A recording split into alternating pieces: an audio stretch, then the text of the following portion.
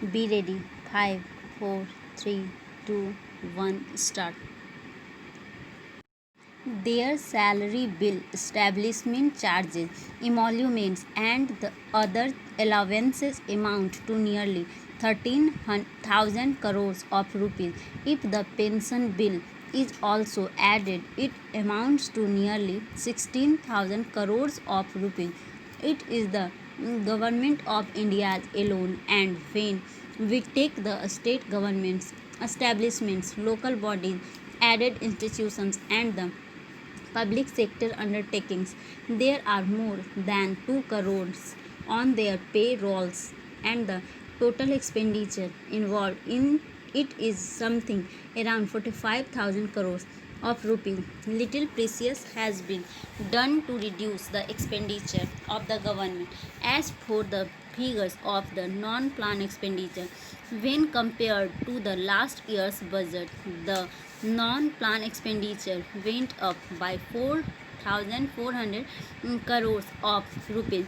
If we calculate, the government of India spends something about rupees 165 crores per day and rupees 16,500 per second to run the show. This is on the expenditure side alone, and to meet this expenditure, the government resorted to higher taxation, and thereby the taxation has gone up, and subsequently the revenue receipts went up.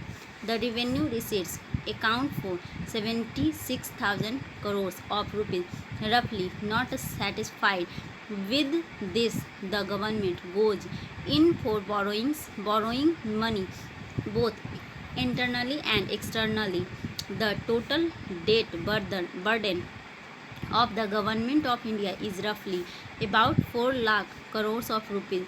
The debt servicing, that is the interest payment alone, amounts to 32,000 crores of rupees per annum. So the per capita debt in India is rupees 4,200, and if we need add this figure to the debt of the state governments, the per capita debt goes up to rupees 6,000 crores or rupees 7,000, varying from one state to another.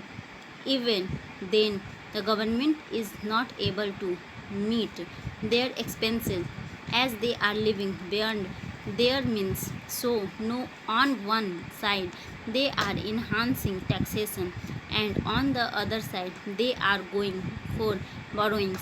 As the money is still not sufficient, the government has resorted to deficit financing day in and day out.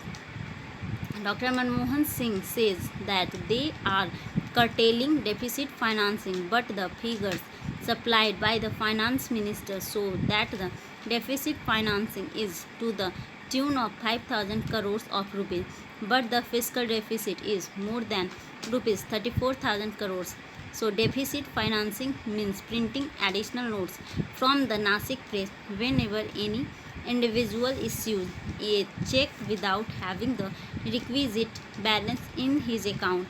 The check is dishonored, but the government goes on printing notes without any legal sanction.